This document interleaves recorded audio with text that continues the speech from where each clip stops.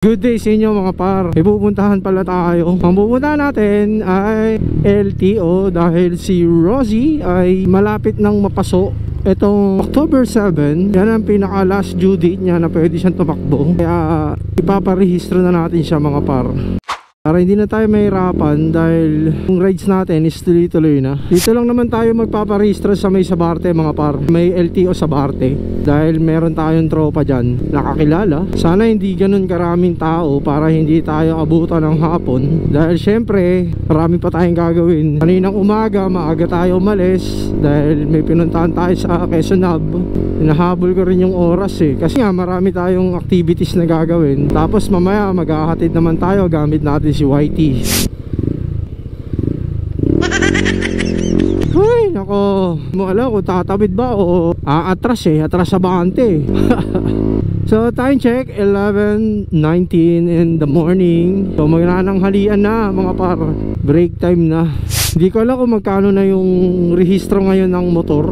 Kasi sa sasakyan, talong yung Innova is 3 years pa yon nakarehistro. Dahil bago pa lang siya.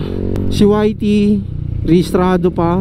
Next year pa ang expiration ng sasakyan na si YT. Dito pala yung Sabarte mga par. Alright, sige, siksik.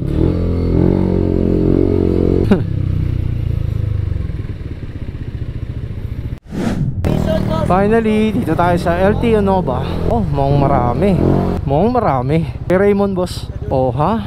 Ang dami nagpaparehistro ngayon dito mga par. Pero tsatsagayin na natin yan. Ang dami nagpaparehistro. Mas maganda maaga talaga para mauna kayo. Hanapin natin si Raymond dahil dun tayo magpapa-emission mga par.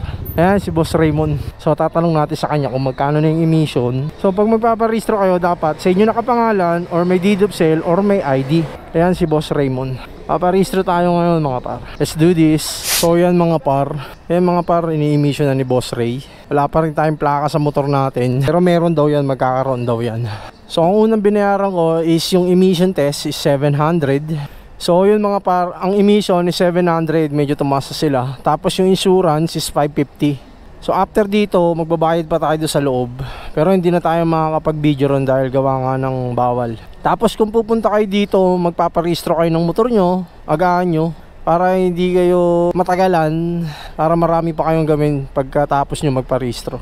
Eh ako tinanghali na ako kasi nga nag-service pa ako, nag-drive pa ako kaninang umaga.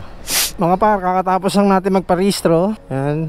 Dumating tayo dito kanina ng 11:45. So 12:20 pa lang tayo tapos na magparehistro. Alright, okay na mga par, pwede na tayo ulit mag-rides dahil tapos na tayo magparehistro. Let's go!